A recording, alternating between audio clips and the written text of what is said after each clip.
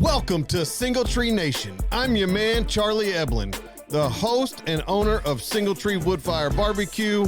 We are here to build community through undeniable hospitality, storytelling, and the perfect plate of barbecue.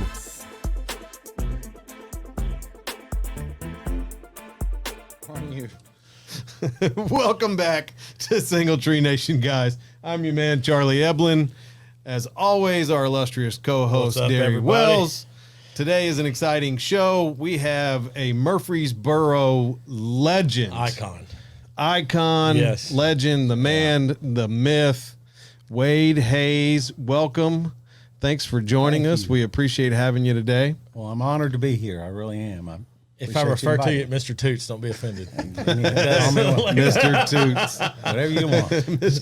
As long as you're not breaking out the map quest to figure out where it is, we're okay. Will y'all let that die? Like that is... I can't let it die. Turn it up to go around the corner. We were talking about I've already been to technology Toots today, one so day. we're good. Yeah. Leave me alone. You've already found it, so we're good. Big We're cold good. weather guy, so you know it's like Oh Lord. Oh Lord. I thought that today. I was in Hobby Lobby. I never go to Hobby Lobby this early for a season. They've already got fall stuff. They've already got Christmas stuff out. Doesn't matter. But I was in there and it said they had like something cuddle weather, and I died laughing in the middle of Hobby Lobby because I'm thinking back, big cold weather guy. Yeah, like Big that's. cold weather. Anyway, so I'm trying to take us off the rails way too early. Wait, this is episode 37 for us. Can y'all get serious? No. As soon as we push recording, It takes a while. This is episode 37 for us, and one of the things we like to do is Derry and I and Trent are all big sports guys. Yeah. So we take it back to biggest sports icons we can find who wore that number jersey. Okay. So with today being number 37, just kind of go around the horn. If you can think of somebody, great. If not, sometimes the numbers get a little tough to figure out. Off This the one- cuff this right one- now. This one's pretty tough. Yeah. Yeah, And then 37 is it's the obscure. easiest Yeah. number. And It's obscure. So, and then we also have Trent on Google to make sure that we're getting it right. I got you. I got you So pulled up. the only one that I could find that anybody would know is Deion Sanders. And that needs a big asterisk next Big to it. But asterisk. he was 21 He was for 21. his 21, for yeah, his he was entire prime, baby. career. But 37 for what team? The Ravens. During his 37 Really? He was Yeah. 37 It was his years last- old. Yeah. It was his I last didn't know year. he played for the wasn't Ravens. Yeah, it was Right. his last year. it? Yeah, his last season. And Yeah. somebody was already wearing 21, so he went with his age number. see. That's pretty cool. Yeah. It's impressive. The two biggest ones I have are basketball related. Meta World Peace, That's a good one. and I can't remember his real name now. Man. Yeah, do it. Go Trent. Oh my gosh. I can see his face, but I can't remember. Anyway, Ron Artest. Ron Artest. There we go. And then a very obscure guard that played in the NBA was Nick Van Exel. So there's just not many 37s out there. There wasn't many Even the 37s, ones no. that I do read. Yeah. Like, I mean, I know names. I got one that comes to mind. Leroy Butler. He was a defensive back for the Packers on their Super Bowl teams back in the day. So See, we're getting deep. yeah, all right. Yeah. I mean, I think the 37 talk's over. Yeah. I think 38 is going to be just as hard, quite honestly. Actually, 38 might be Leroy might be- Butler. My Yeah, bad. we're somewhere around there. Something like that. We'll bring him up next week. yeah. Why not? That's yeah. hilarious. So, Wade, it's really kind of hard to find people in Rutherford County for sure that haven't heard the name Toots. For guys like me and Derry that have been here, Derry was born here. I've been here since the 80s. Toots has always just been a part of our life, right? Once we could drive, that was our, man. our Friday night spot. You go to the football games, play in the football game, and then you get done, you go to Toots and get some wings and hang out. For you, it's been way more than just a place to hang out. Yeah, it's somebody's dream come true, and it just happened to fall in my lap. And I look at it these days and I wonder, sometimes how did it happen? And, and just like the stars were in alignment and it all just went down the way it did. So you were in Memphis before before you came here, right? Yeah, and I never intended on being in the restaurant business. I wanted to be rich. And Amen to that. and so I went to college and I started off pre-med and I wasn't smart enough, and that lasted it was back when we had quarters, and I went one quarter out, and then I switched to business, and then I thought, well, man, those bankers make a lot of money, so I got my degree in that, and along the way, I didn't have any help, and I got married to a wonderful woman who saved my life, and she happened to be a nurse, so she was also the breadwinner. And we're rocking in Memphis, and I was working. My restaurant career that started there is insane now when I look back on it, because I was in the very first casual chain restaurant company. What was that? Was successful. It's called Steak and Ale.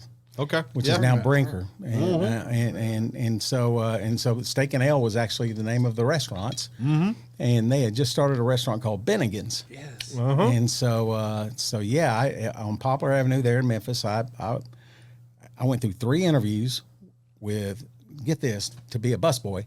I had khakis, a blue blazer, a tie, and then I had to take an aptitude test, and I got hired on as a busboy.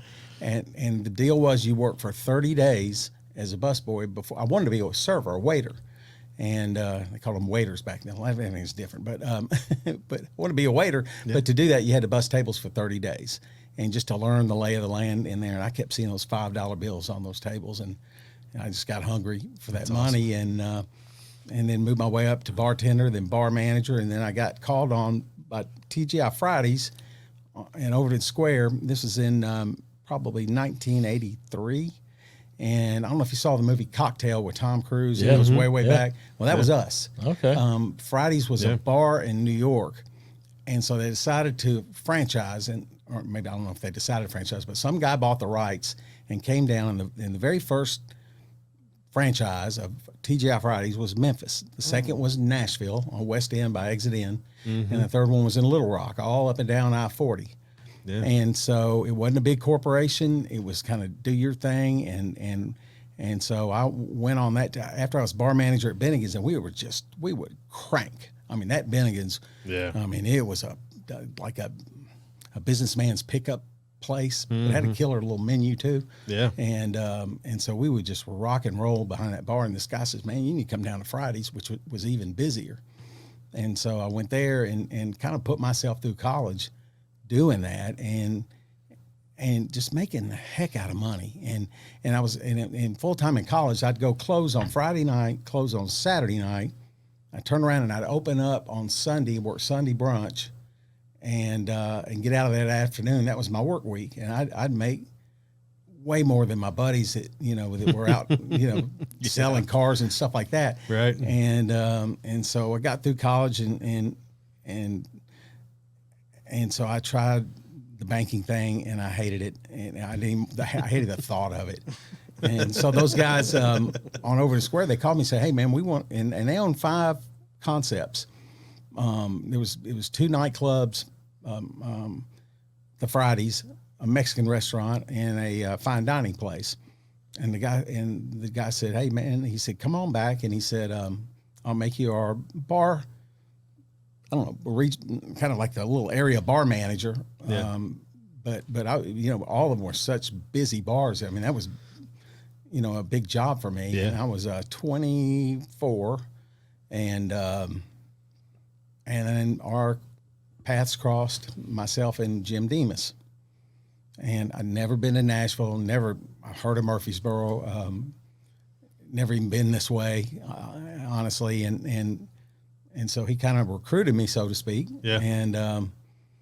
And so and I was hungry. I mean, I was ready. I was at that point.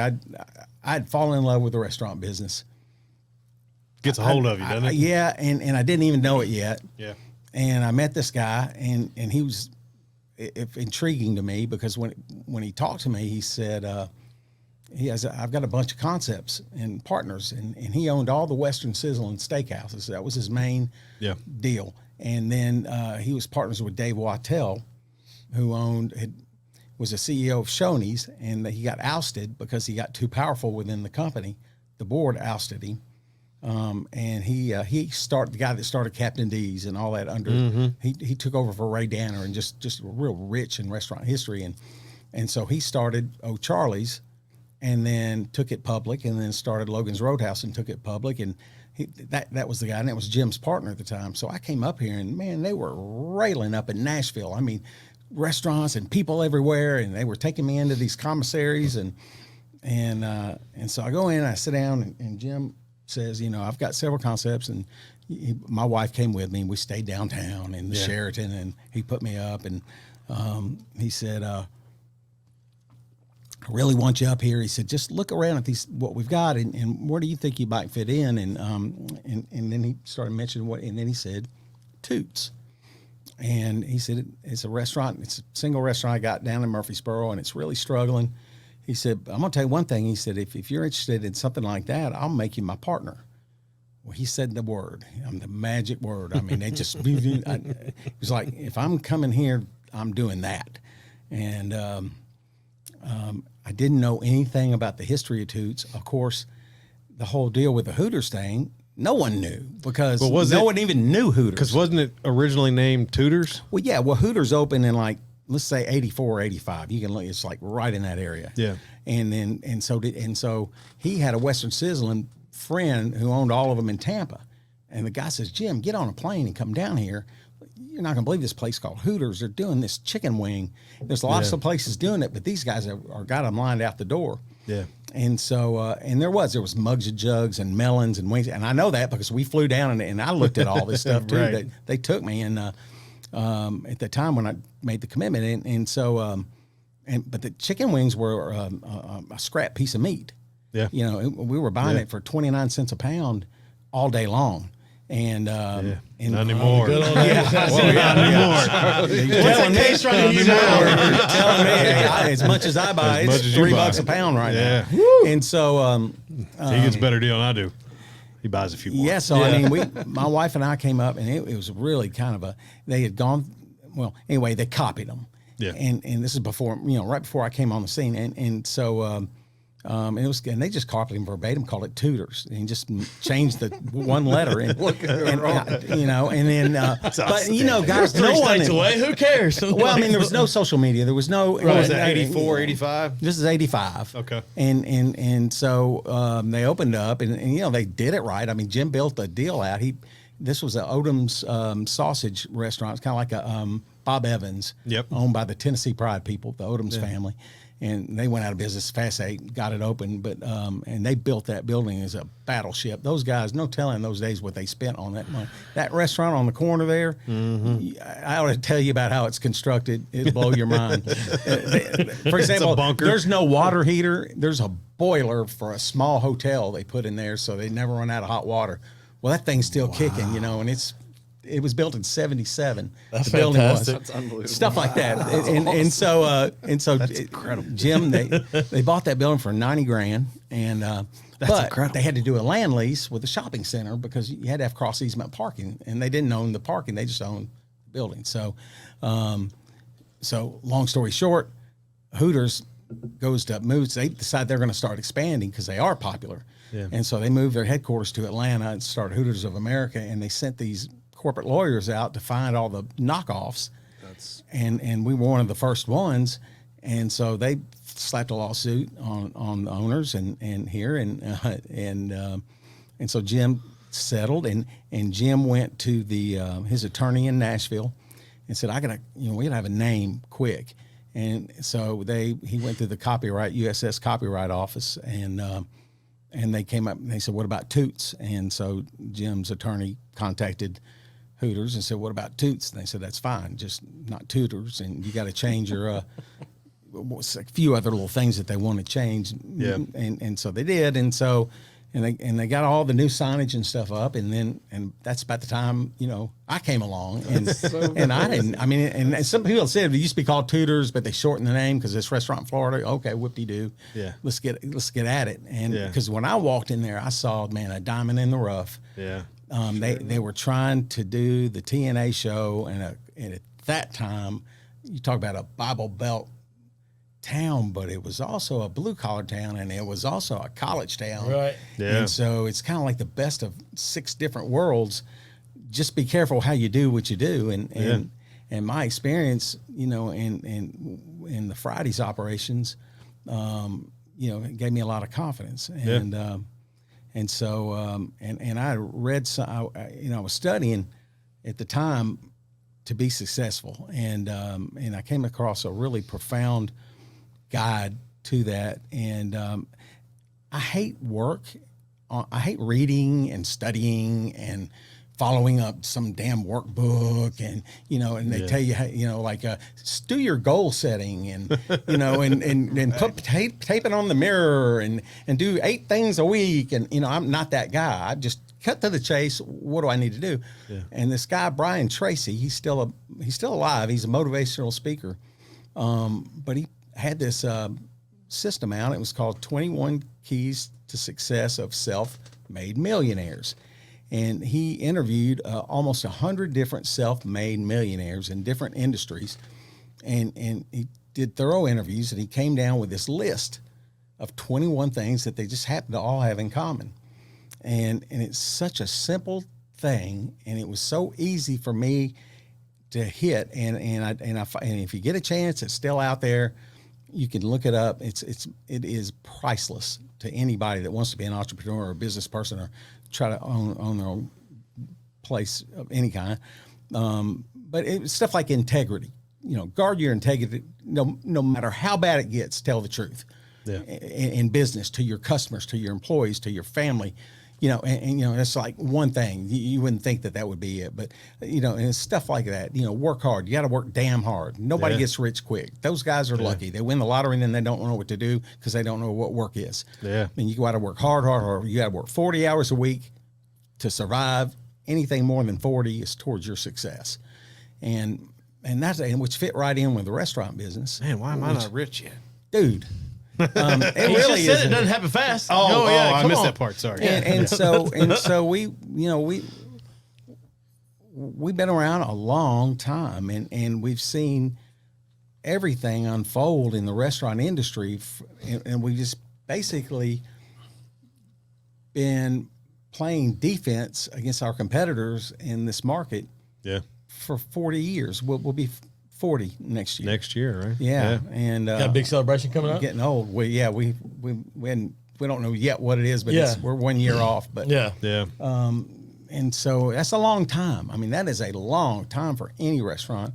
I'd say 40-cent wings, but that time. Yeah, that cost you a whole bunch of money if you did 40-cent wings. Listen, you bring that up, and we talk about that being Toots is an iconic spot. By my rough calculations, given inflation adjustment, I've paid somebody's salary twice. But anyway, look, this is how I know this. My senior year of high school, 1998, I was there once a week, every week, for the entire year except Christmas week. So 51 weeks, I was at that place. Same day? No. Oh, okay. Depending on which day of the week it was. It was after football games on Friday nights, or it was this during the week, whatever. Yeah. But weekly we were there. I should say minimum of once. But anyway, 25-cent wings. And when at the time, we'd roll in there, and I can still remember certain buddies. We'd start with 20, and you just per person. And you just go because back then, of course, you could do a lot more with. Look, I'll tell you a funny story about wings. You'll get a kick out of this. So, we started Single Tree with a food truck. Yeah. We traveled all around and did our thing, and we had fun. And I didn't really have wings on the menu. I smoke a lot of wings at home and loved the recipe and the whole 9 yards. But long story short, I get the brick and mortar open, and I'm putting wings on the menu, and I'm like, man, I need to do like a Tuesday night 25-cent wing night or something along those lines. And I hadn't costed the menu out yet. I'd, done some rough calculations, but hadn't really sat down and broken everything down. And I said, well, before I start doing any kind of promos or anything like that, I know where this is let going. me start going through and costing some things out. And for whatever reason, wings were the last thing that I costed out on my menu. And I looked at it and I was like, holy. Makes you want to cuss, didn't it?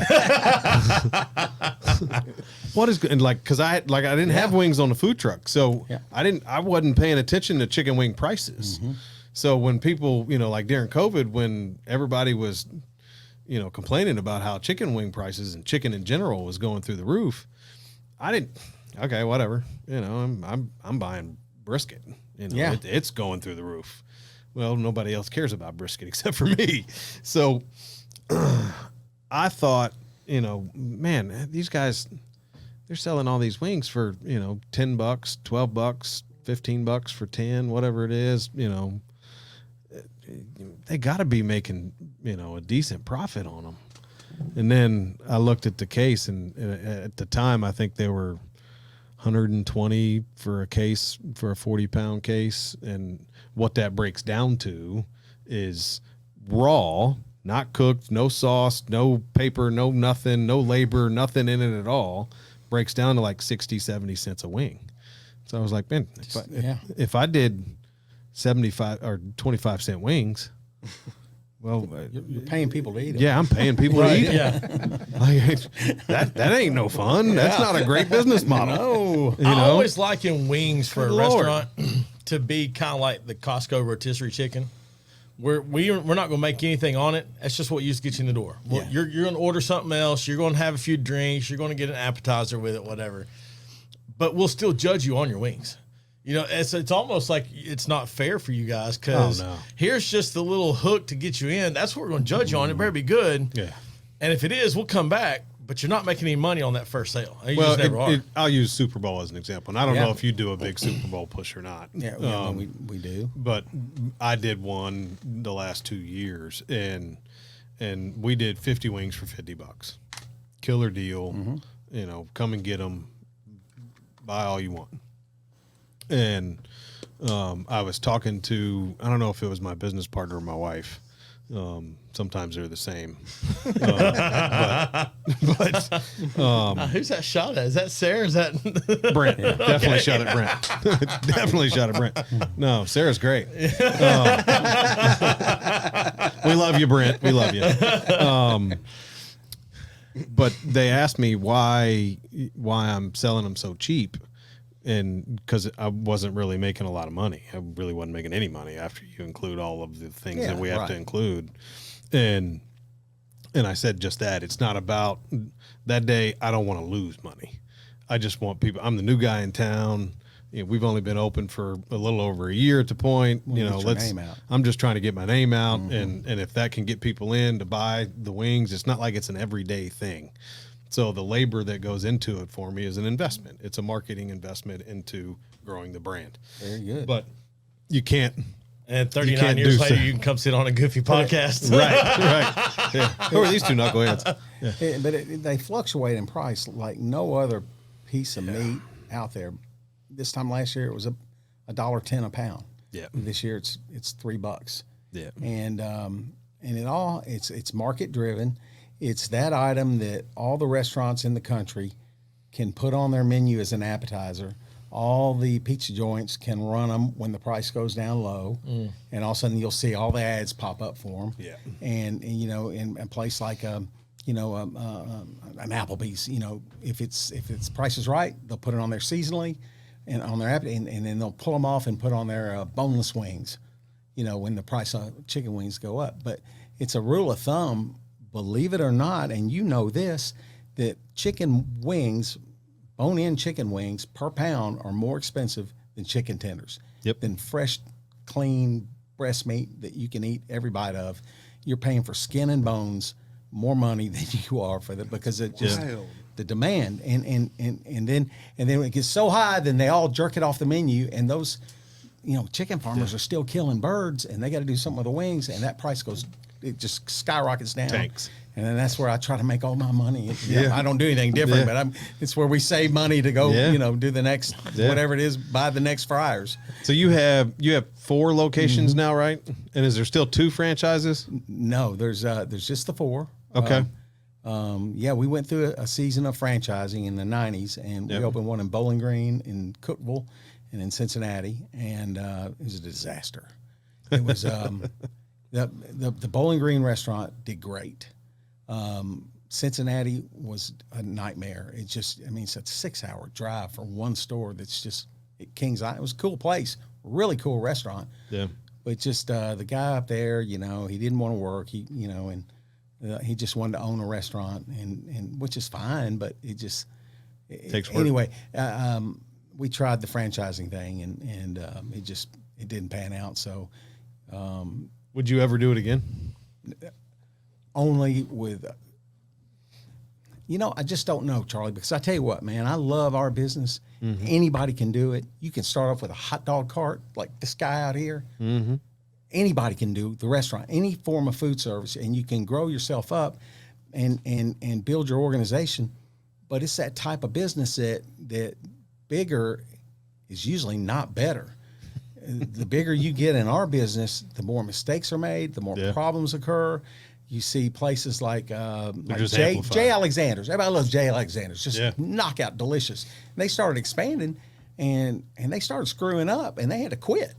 Yeah. And so that's kind of good for guys like me and you, because that your scope of work it can be limited, and and that's fine. That's a good thing. Yeah. And you wrap your arms around it, and that's what I like doing. And anymore now, I've taken it back. I started my son Nick when he was 14. He's now 37, and I keep forgetting he's been around most of his life. He's been in Toots. He was washing dishes. And I look back now, and He's not still a it busboy, was is he? too early. You No. yeah, those 30 days are gone, right? Yeah, he's but he worked his tail off and did closed Smyrna, say, like for 2 years. He was the night closing manager, and that's what you need. It's just for a deal like ours, and we have 400 employees. It's incredible. We do, our 4 units are going to push $20 million in revenue this year. I don't mind throwing that number out because and I know a guy can do $100,000 a week and have a 96% cost and make $1,000 or something. Yeah. And the other guy can do $10,000 a week and have $100 worth of cost and make 5 times more than the guy making the big volume. Yeah. So it's all relative, but we have our hands full with what we got. We like it. I would consider growing, but it's got to be the right deal. This day and age, it's got to be the right. It's expensive. Do you want to do anything more with the corporate side? Meaning you want to grow your company any larger? Oh, I would just be me. It would just be us. If we sold a franchise, it would have to be a slam dunk deal with a local small somebody that we know that won't screw it up, that's going to go somewhere that knows us. An operator. You don't want to spend all your time trying to educate the public on who you are if you've already got that image going. Right. That was the problem in Cookeville. We opened up in Cookeville, and 3 out of 10 people were like, "Oh, Toots! Went to MTSU, and I can't wait." And the other 7 said, "What's a Toots?" And then, and 3 of them said, What's a Toots? That's like a strip club, honey. Yeah. And they dance on the tables, and and so and it I was see just, that oyster up there. That doesn't make anything good. Look at them O's. You know what that is, right? I love it. And who needs that headache? You just don't need those kind of, it's hard enough doing whatever our scope of what we do now. That's great. Yeah, it's fun. It's fun. That's outstanding. So, all right, since you're talking about locations, I'm going to jump in. We got a segment we usually do. It's a this or that. All right. When it comes to it's 2-part. Yeah. The first part is it's beans or mac. Barbecue size, most people narrow it down. Do you want the barbecue baked beans? Or you want the mac and cheese? I heard your baked beans are amazing, by the way. Thank you. What do I want? Yeah. Mac and cheese. Mac and cheese. Yeah. But until I try yours. Now that follow up for you, Broad Street or another location? Oh, Broad Street. There you go. I get offended I was when about to people, say. when people go, "Hey, we're going to Like, Toots." it's like your, that's I your was first 90% sure I knew the answer, when but I was gonna let him answer it first. I got friends, we're going to Toots, and the person says which one, I'll take you off the list. You don't get So- to go. We said Toots, and everybody knew which one we was Yeah. talking about. So I live in the Blackman community. Yeah, okay. Right. So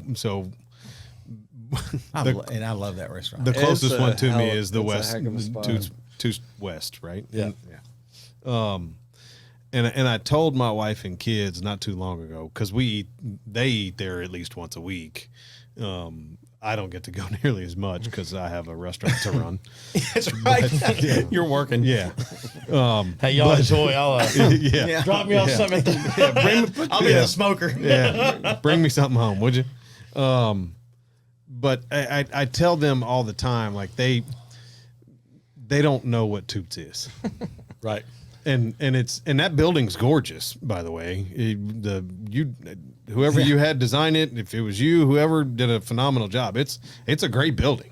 I love it. Like every time I walk in, I'm like, I even like Smyrna. I'd love to do Smyrna something like kind of that. almost gives you the Broad Street It feel. is. It And does. was Like, on you know, purpose. It does. Okay, And it's good. had a great story in Smyrna. But yeah, but it's just it ain't Broad Street. But anyway, I didn't mean to step on your toe. but that's there. I tell my kids all the time, like you don't know what Toots Yeah. is. Yeah. Yeah. We built Like Toots West on a whole different idea.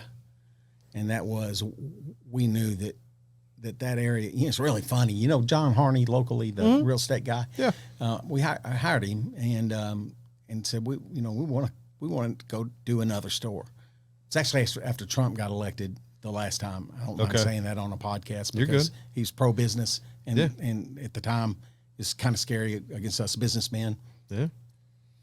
Just saying, I don't like talking politics or religion because half my customers are half and half, and so I just can't Yep. go there. But Yeah. but for me personally, I knew the policies that were coming in place would be, with the banking and the lending and Right. the growth and buying land and regulations and all that. And so we pulled the trigger and on let's go do another one.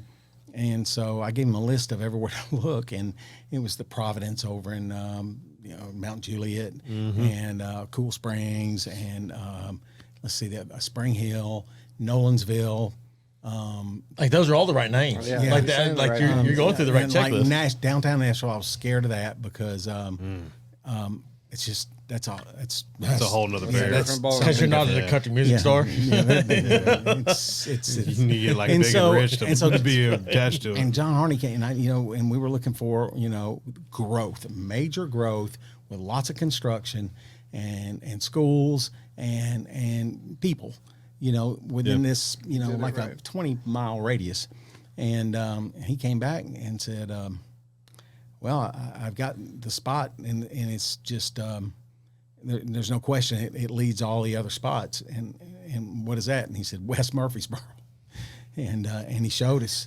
And I swear, I was like, I reacted like you did. I started laughing. I said, you gotta be kidding me, man. Paying you and you're coming into the same town we're already at. Man, I mean, and he, I don't even think he really realized it himself. Yeah. And it may have been that kind of wake up call Right. for several of us at the time. And so I went out in front of Publix. Then there was a beautiful little square piece of land right dead out in the middle of that Yep. Publix there. Yep. And so, we said, hey, we want to buy that. And that shopping center was in the process of being sold to a Canadian company. And they said, we don't want you there. And they said, we came back and they said, we just don't want that kind of traffic. We want smaller people out there, which is, it's a blessing. And it really let me Sure, down. Like I yeah. worked on it. I drew some plans and mock-ups and all this kind of stuff Yeah. that everybody wants. And I do the plans for West. When you walk in the door of Toots West and you look over, there's a hostess stand is a piano player. And then to the left on the wall, there's an old sketch in this old wooden frame. Yeah. And if you go walk over and look at it, that is the plans to that restaurant I drew That's on so my sick. dining room table with a ruler and, Oh, that's That's so outstanding. sick. and a pen. And, Yeah. I've never been to Toots West, but now I want to go No. just see that drawing. Yeah, I've seen it 1,000 and times. so you'll love this real quick anecdote. They told me the size building I could have. Well, anyway, it was a blessing because I was on a corner, and now I got a red light. I'm on a corner. Everybody Yeah. got to stop and stare at you, and it's all you. And I'm not competing with Publix and Wilson Bank and Yeah. and all that. And so So I laid that out on the table, and the first thing I drew, I already knew what I was going to do, but I went right in the middle of that restaurant and I drew the dish room, because the whole restaurant, a restaurant like that, everything gravitates towards the dish room. Yeah. And they got to do their job, or everything else fails in that building. And and if you don't do the cooks need you, and the servers need you, and the bartenders need you, and managers, everybody needs that dish. And I did this beautiful dish room in there. Let me take you in there. Yeah. When you I've heard it's like super state of the art. Yeah, It's like, and sorry. yeah, you're right. We just went all out. We were fortunate enough to be able to do that. We've done really, really well, and I finally had the ability to just open up that checkbook and say, let's just do this thing right. We hired the company out of Cincinnati that works for Jimmy Buffett, doing their Margaritaville and Cheeseburger in Paradise, and had them come in. They did the decor. I wanted a Western look to it, but also Murfreesboro, and so I kind of had to give them a budget, because they could have spent money. That first proposal they ran off, and you talking about these California prices? They thought I was some L.A. businessman. No.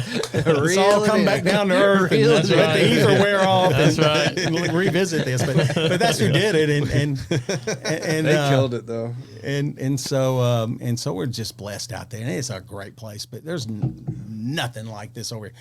On a Friday night, sitting in that dining room, there's just something about it. It is. It's a magic that I can't describe. I can't duplicate. We can't tried it in Smyrna. First, I was a second restaurant in Smyrna on Sam Ridley. First one was the Catfish House. Y'all remember that? Yeah, at the other end. It's gone. It's now where the coffee Starbucks is. Yeah. And 2-lane road, nothing on it. You remember all that? Yeah. And so we. That was kind of a test store, because we wanted to go into the end of it.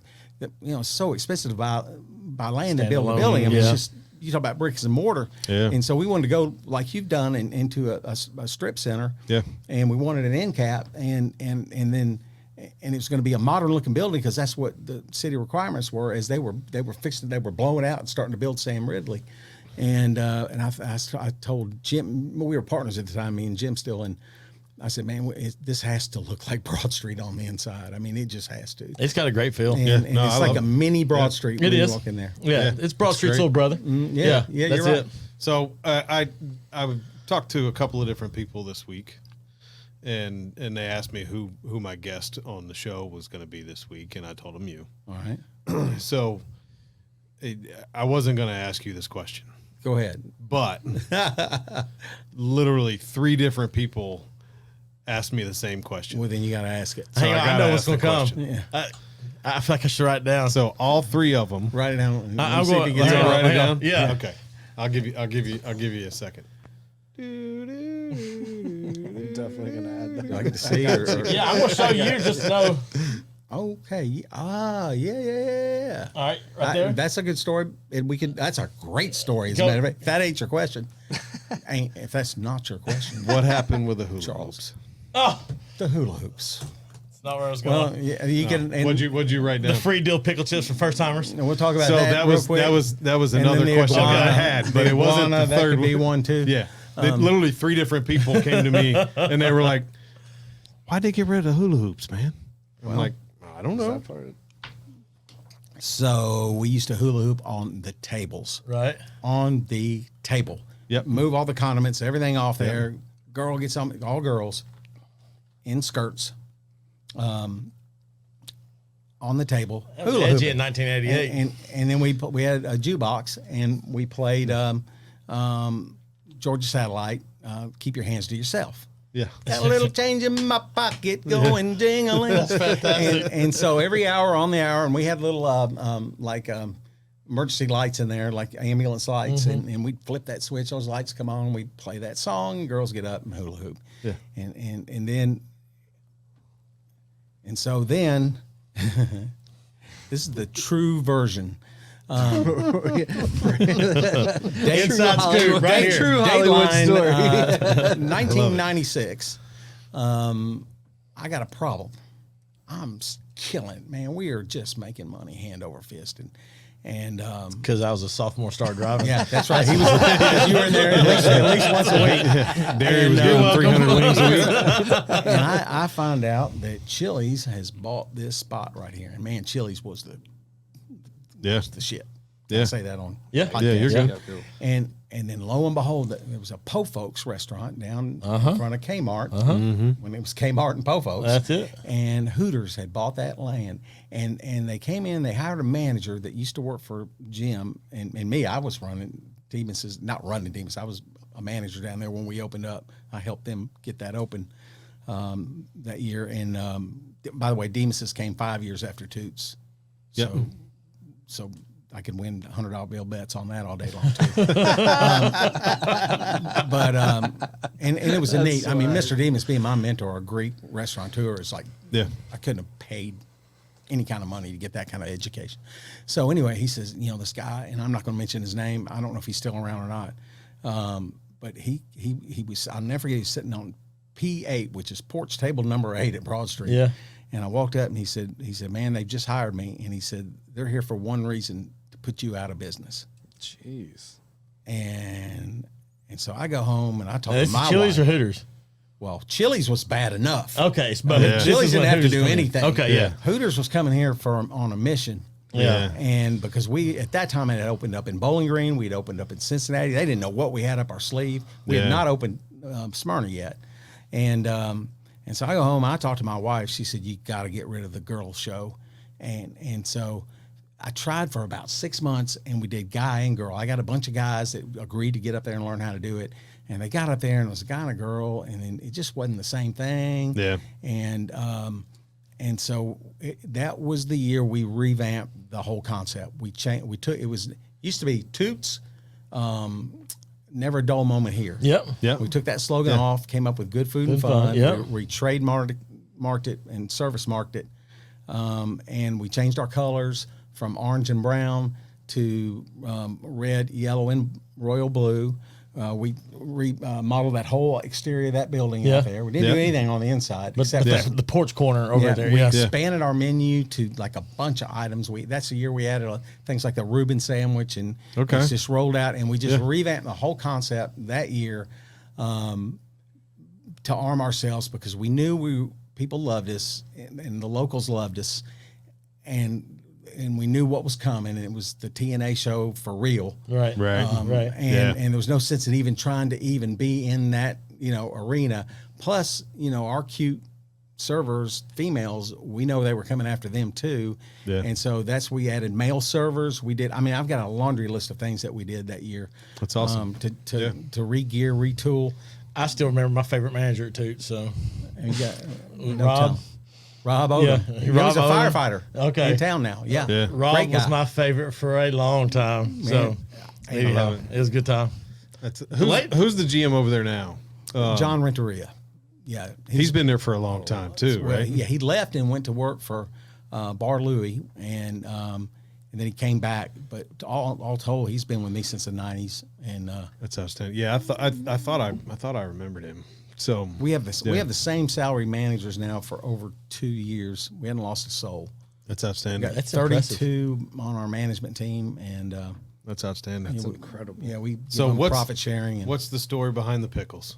the pickles. Because that was a personal question. I'm going to reveal for the first time to not too many people other than now. I had no money for advertising. And so I committed to this is in the freaking maybe late 80s, early 90s. Yeah. Probably 88, 89. And I didn't know what the hell to do. So I couldn't afford a billboard. So I committed to a $150 a month ad in the Yellow Pages. And, everybody that was anybody had a nice ad in the Yellow Pages. We just had just a line item with our phone number. Wade, you're making us look old. There's people Yeah, that don't know what buddy, the I'm Yellow telling you, Pages I'm are old. anymore.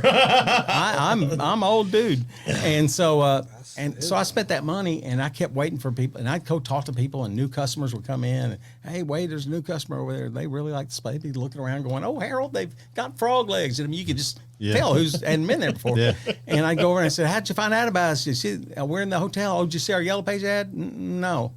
And so this went on and on. And I come to find out after about 6, 8, 9 months, I'm like, man, nobody's seeing. This is a waste of money for me.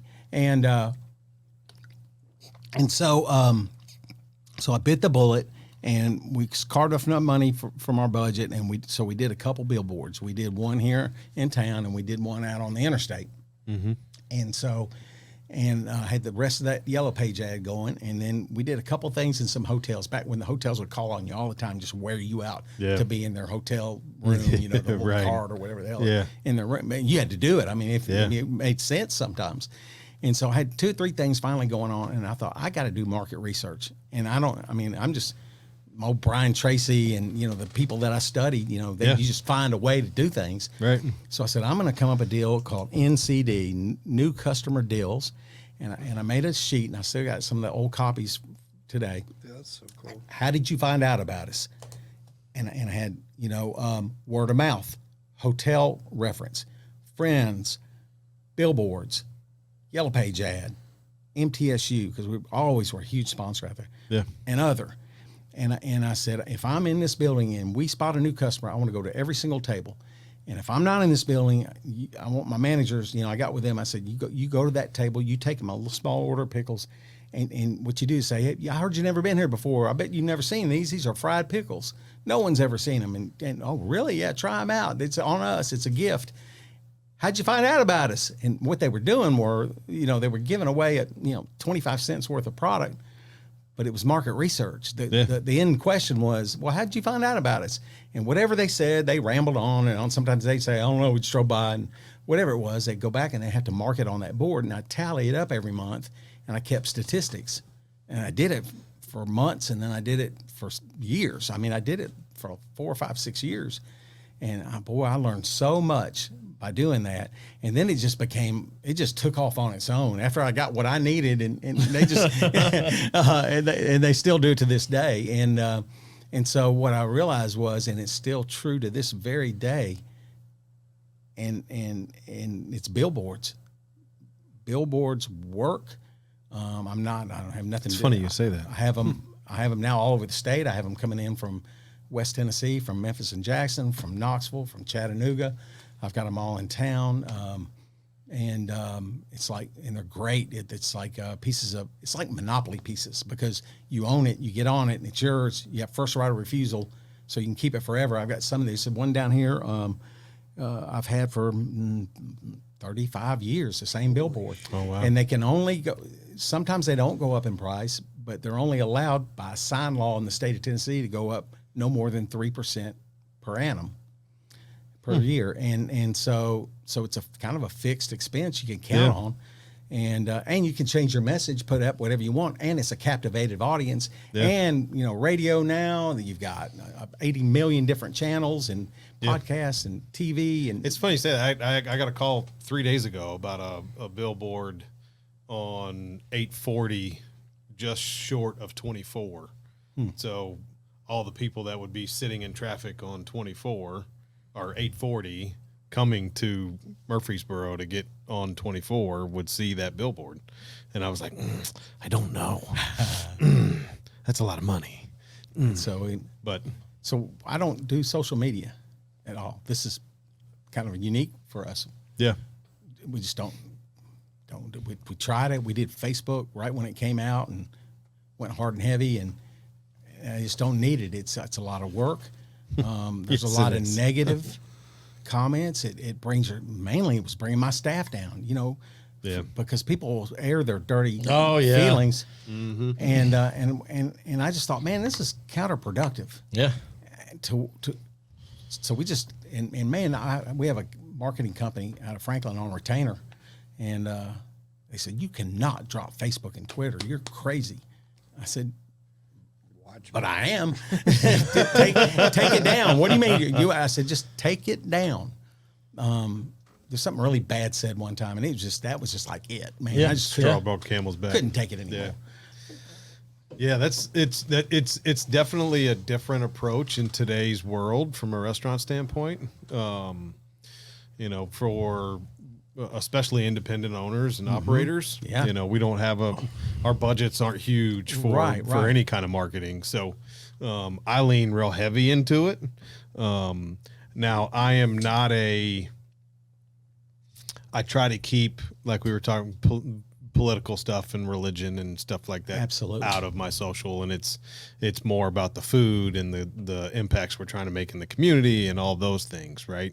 So I mean, it works. If you can control your own message, it takes hours. it does. And hours a week, you know, to have, you know, and social media to me is not about driving revenue that day.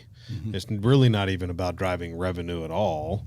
It's about staying in the hearts and minds of people in the community that you're in, right? This to me is a newer form of social media that I embrace podcasts like I do a website, because I can control what I say here. Yep. I can control what's on that website. Yep. I don't want feedback. Just Right. read it. Yeah. And go somewhere else. Right. And there's other newer things that are coming on like that. So I think it's improving. Yeah. But the old Facebook, Twitter, let's go hard and heavy every single day. No, in the 90s and early 2000s, it was bad.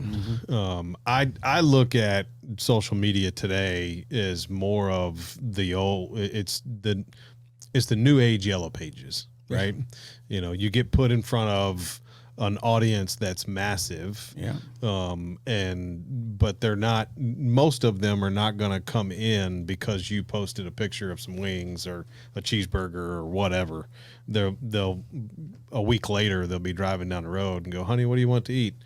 Oh, I don't know. I saw something from Toots the other day. It looked pretty good. Or I saw something from Singletree, or, you know, nothing looks good at Hooters. So we won't even talk about them, but, you know, just in general. So it's just kind of one of those things where you just kind of stay in the hearts and minds of people. So we talked a little bit about before the show we started recording. Yeah.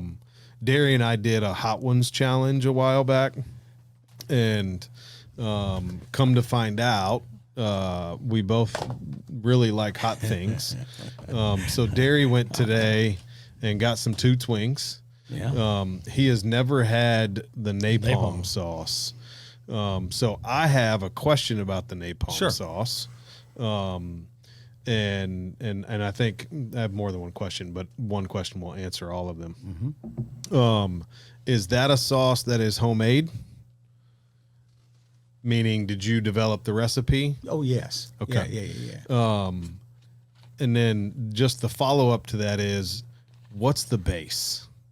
Because I love the napalm sauce. I'm not asking you for the recipe. Don't want you to divulge that by any means. But just the base of the napalm sauce is all I would love to know. It is a buffalo hot. Yeah. It's just juiced up with outstanding. habanero pepper. It really is. It's so And flavorful. we don't want it. I don't want anything that's going to tear somebody down, Yes. and they don't want to eat it again. Yeah, I want Feel really my hot. heartbeat in my ear. Yeah. Like that. I mean, I'm looking for a really hot that's hot enough for, you know. And people say it's not hot enough for me. Well, Okay. dude, go find something. You know, Yeah. I want something people enjoy eating, and No, I it's can't good. eat them. They're too hot for me. Too hot for you? Too spicy. But they're too I'm gonna have sauce one. based. I mean, it's too sauce. You can look at it and see that. I mean, I'll say this: it looks like a Toots wing, like the sauce, like the way it sits on it. Yeah. Like Yeah, there's no, they're just certain good. ones. So So Friday nights this tastes like a Friday night. in the 90s. It tastes Dude, like a I'm telling you, Friday right? night. I'm in college. So me and my brother Is it warm? would show up into So that's not fair. It is warm. Yeah. It's nothing like the crazy stuff that other people have.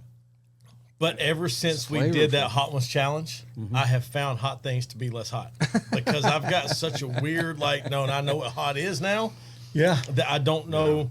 This is extremely good. Yes. I mean, extremely good. Like this is very enjoyable. A very juiced up buffalo is A very juiced up buffalo. I mean, that's all you're really signing up for. Or, It tastes like buffalo sauce that's just turned up. Yeah. Like And it's good. It is right. And it's that is actually well flavorful. done, sir. So yeah, that's good. napalm forever. It was good.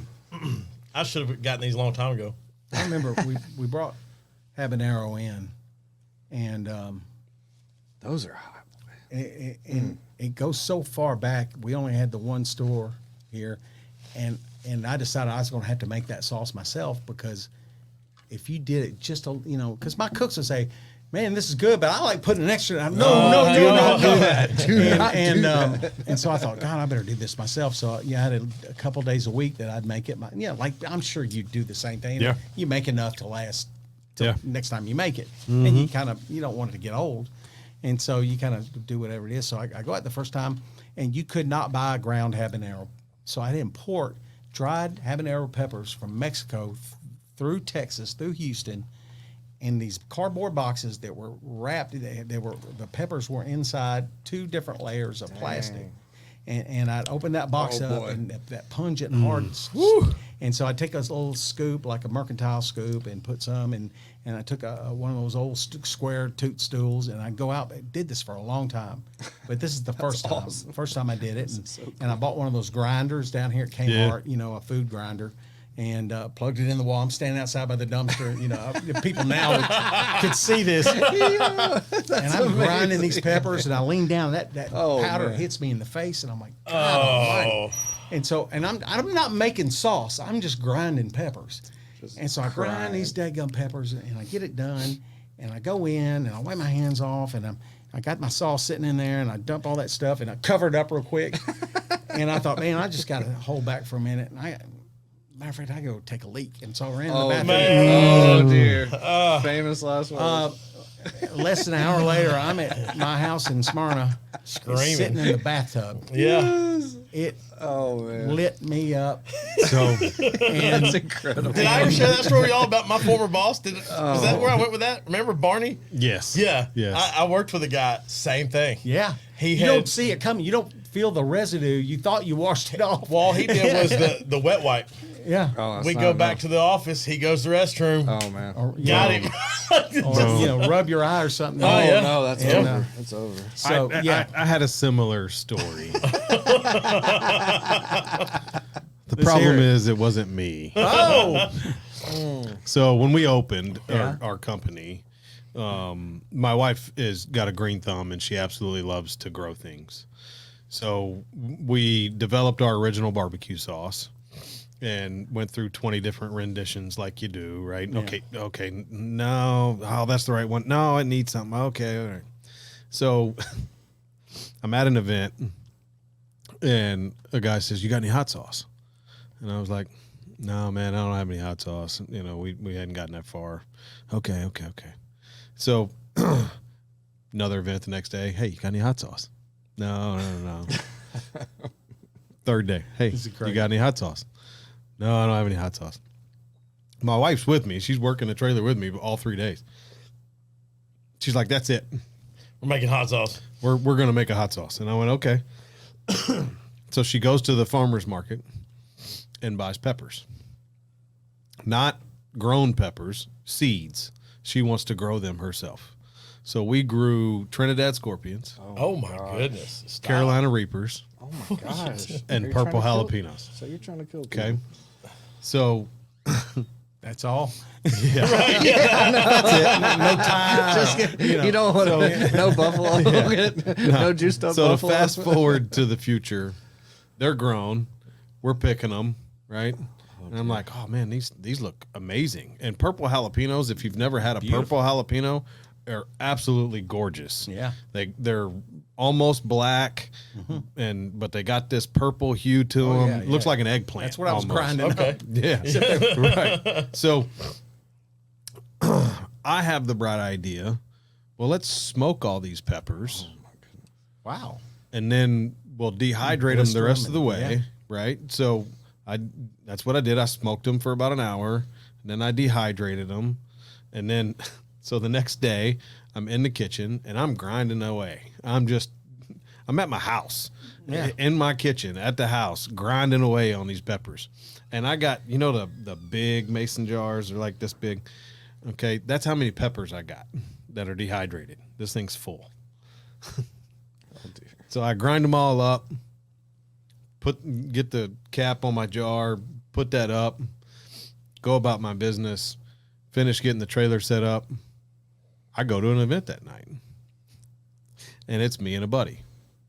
And so I left the jar on the counter because I wanted my wife to see that I ground up those peppers. Well, just like a man, I didn't clean the counter very well. I thought I did, but I didn't. You gave it the once over. I don't see anything. So- Let's I'm go. in a hurry. That's good enough. So my son, who is now 12, comes and puts his hand on the counter. Hang on. Was he 12 at the time? No, he was 9 at the time, That's hard. 10.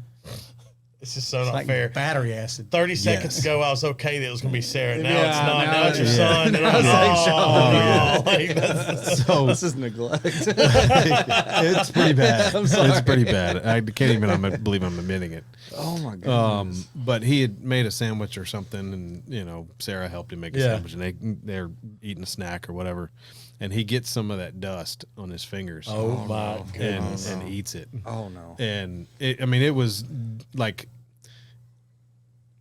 a very minute amount, but It don't take much. but that's just that little bit, and his mouth was burning for the rest of the night. Oh my I felt gosh. so bad. Peanut I butter and jelly still on feel bad steroids. about it today. Yeah. Yeah. Like, I mean, it was so bad. Chemical. So, when I wrote the hot sauce recipe, the first one I made, it was a gallon recipe, right? So you made 1 gallon of sauce, and I would put a tablespoon in it of that dust. You couldn't eat it. Oh, my goodness. I mean, it was just like that hot sauce, Yeah. the hottest one we Uh-huh. ate. That's what it was like. You I know, mean, just and some it of was these awful. Nashville hot chicken places, Yeah, I mean, it's like They get drinking wild. gasoline. Yeah. I mean, who gets pleasure in that? That's yeah. it. I So mean- now the recipe has a half a teaspoon. There. Right. In Dial it a down one just- gallon batch, it's Yeah, got a and half that's a got teaspoon, a very small amount. and enough it's got enough heat to where you can taste it, but it's not anything crazy. And it's so Yeah. good. By the way, So Thank you. hot barbecue forever. thank you, thank you. So I got to know, from a selfish reason, you've been in business for 39 years. You've been there for 36. Is that right? 80s. I missed 2. Yeah, 37. Oh, going on 37. 30. Going Be 37, 38 yeah. now. So for an independent operator, that's the dream, right? Now you've got Yeah. multiple locations, you got a team of people that are running these amazing restaurants, right? I mean, it's absolutely incredible. And we have a lot of independent restaurant owners that watch the show as well, and I always like to ask, right, from somebody that's as successful as you are, building a brand, what do you find has been the most impactful thing that's helped you do what you've done? Like, what's the one thing that, Personally or my business? from a business standpoint and personally, Giving but back to the community is instrumental in anything you do. And if you don't have anything to give your time. yeah, If you're an accountant and you can't give it away, I mean, you know what I mean? It's easy for Yeah. us because we can make donations. I was at the Boys and Girls Club event last night with Jeff Foxworthy. Yeah. MTSU's 1,000 people up there, and they made an announcement, and so Sean Hackinson and Christy were there with the alley, and they made a massive donation. And they have given those. I'm just going to use them as an example. They rolled into town with a nice little restaurant. Who'd have thunk? yeah, And opened up on the square after Mitchell was there. He tried his pizza place, which for Yeah. all practical purposes should have been a home run. yeah, And I don't know. I don't know why that didn't work, but it didn't. And Sean and Christy come in from I think Pittsburgh, and they knock them in the nickel seats. And the first thing they start doing is catering for free, going to these special events, and not just people, charities, Yeah. people that our community that needs us. You know, the Boys and Girls Club, every single dollar stays right here in Rutherford County and helps a needy kid who's living in a hotel room or something. Yeah. And so, and they're in there, and I admired them last night as much as I mean, I felt family. I felt restaurant family because you know there wasn't very many restaurant people in that room. It's bankers and all the lawyers and doctors and all those cats, and just watching them and just you felt proud. If you'd have been next to me, you'd have felt the same way in your heart. Yeah. And it's something that you can do. It's better than advertising, way better. The more you give, the more you'll get back. It's like Amen to what that. Jesus says to do, you know, in life. And so that for us, everywhere I go, when I run into older people and people at, you know, certain events, and they can, man, you do so much for the community.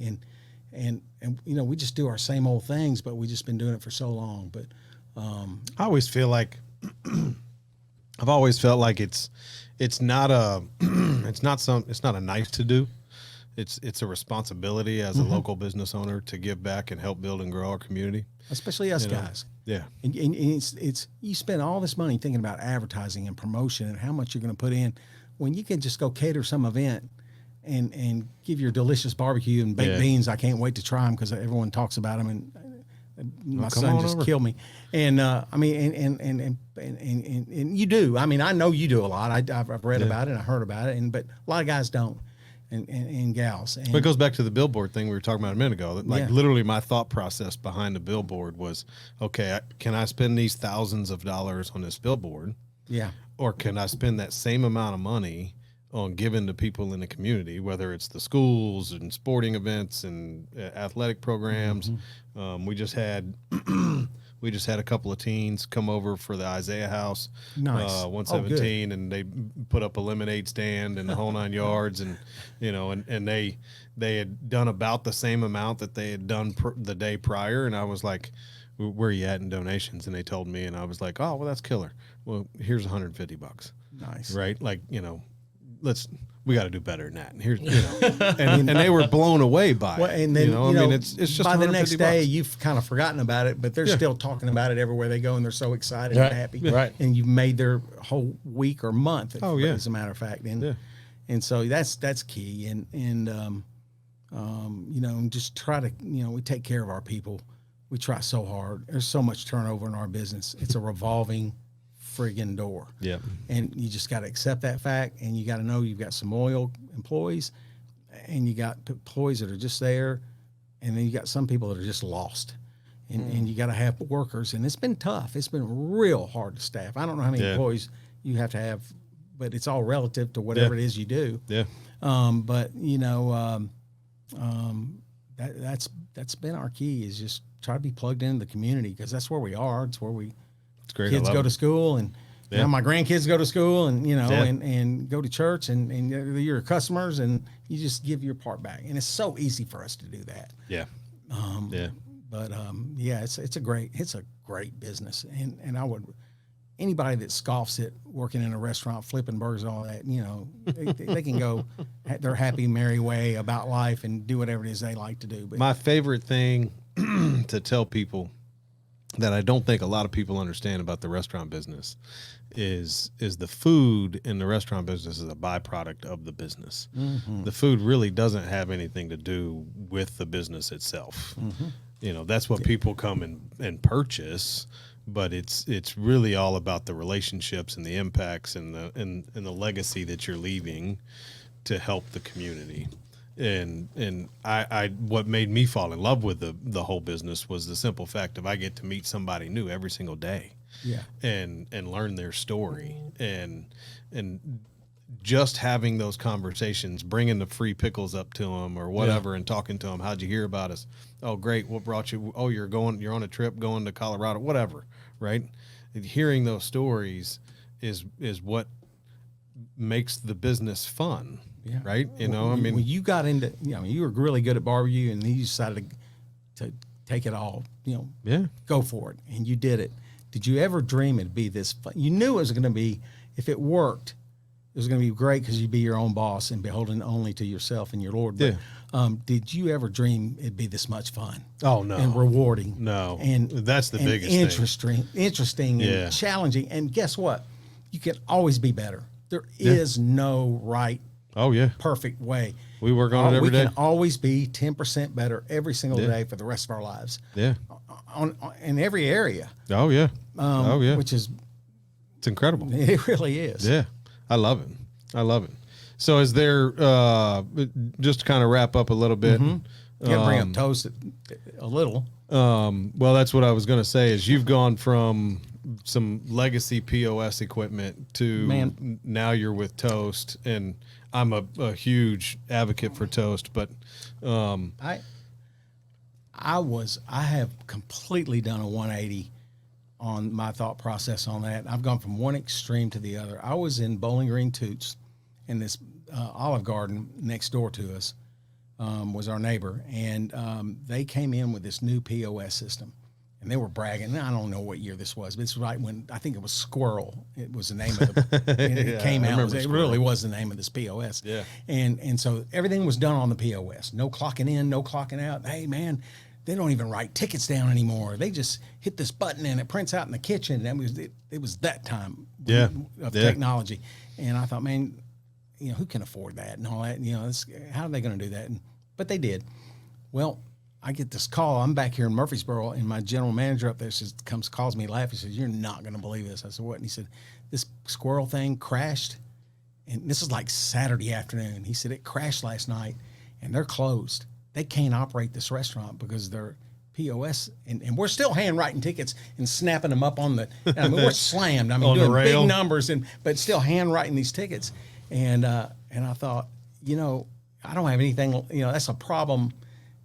If we keep doing old school, I'll never have to. I can operate out of a cigar box if you had to, Right. And with a calculator, and and then I've just done a 180. We were downtown, my wife and I, about 2 years ago, and I actually had the Toast experience as a customer, the whole full blown.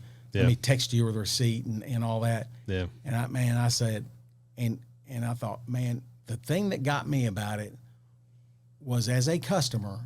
And, I don't ever want to make any kind of change at all unless it's going to at least be equal or benefit the customer more than where we are from line zero. Right. And so I'm sitting there, and where it got me was I put my credit card in there, and I ran everything, and I pulled it out, and I put it back in my wallet, and I thought, my goodness, my credit card never left my hand. And we're in a world right now where I don't think cash itself is going to go away in the next few years. You go down downtown Nashville. I was at a concert. I went to see Styx and Foreigner at Ascend last Friday Nice. night. Nice. And with John Waite, he was better than any of them. But it's all cashless. Yeah. And then you go to the honky tonks, and those bartenders are slinging, doing 97 beers a minute, all cashless. Yeah. They don't even exchange money anymore. You go to a Titans game, it's cashless. Now, you still have cash in the bank, you still credit card, but it's all plastic. Yeah. Gift cards, debit cards, credit cards. And like in my business, with the high volume that we do, I mean, we're 90% plastic. Yeah. And it just, you have to, what works best with plastic is way different than what works best with other things, because it's got to be organized, it's got to be streamlined, it's all the numbers got to add up. And but man, if Trump gets in there and kills this tax on tips for restaurant workers, that's going to change, because we're having to, we have to keep up with servers declaring tips and bar. It's so hard to do payroll in a restaurant. It's nothing like anybody else's business because the tip thing.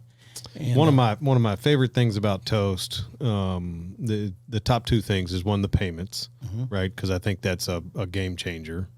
The other one is how well or how much it changes execution. Yeah. And how it builds the speed of service. And I told somebody the other day that my average table turn time is 26 and a half or so minutes. And they didn't believe me. They were like, oh, how is that possible? Like, it takes longer than that to get the food out and bust the tables. And I'm like, because my servers are ringing in your order at the table. Yeah. And then you're paying at the table. You don't have to Right. have to wait for them to go to the other side of the restaurant. And my place isn't that big, but it changes the whole process. The whole dynamic. We had Well, you it take 10 on the steps food per- truck and everything. per server and cut that down on how many, Yeah. that adds up real fast. And think about when you're in a restaurant and you've finished your dining experience, because it's not about the food. Yeah. You're ready to go most times. Yeah. You're ready to get the heck up and go.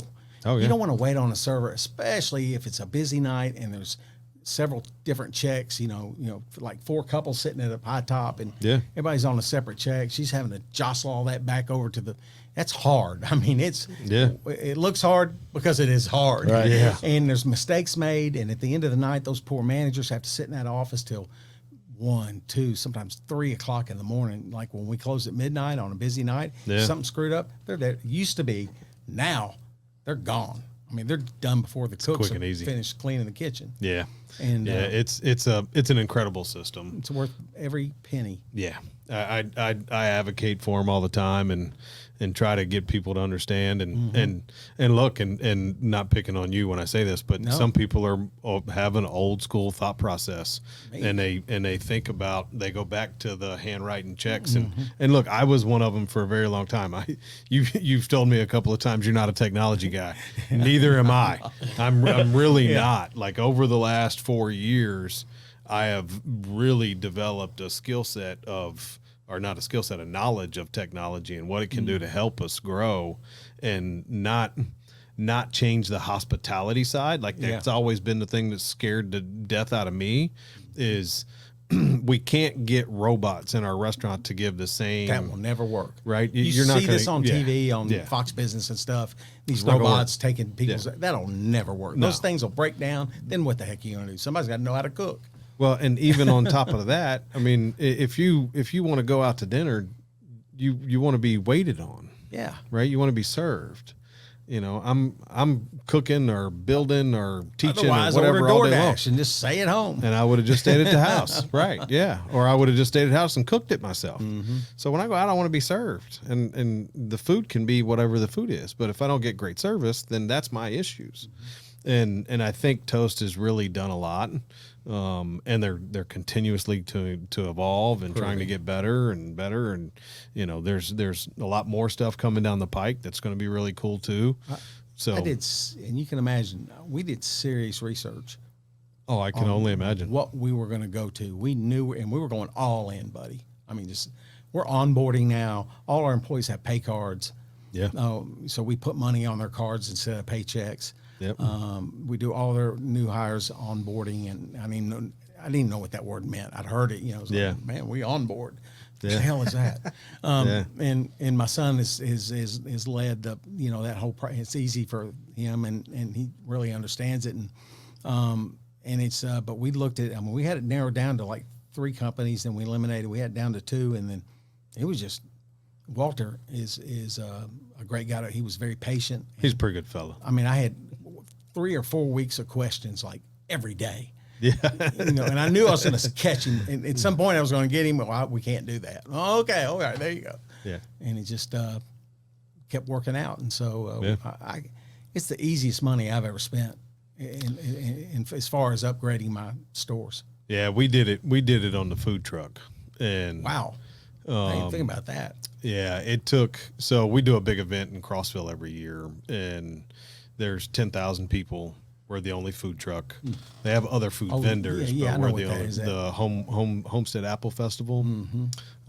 Huge event for us every year. It's incredible. We have a Right. blast.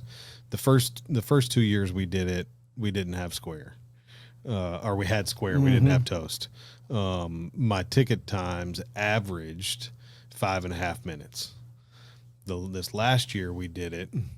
We had Toast, and I had the handheld, and my business partner was out of the truck, out front, taking orders in line, and my ticket times were 37 seconds. Wow.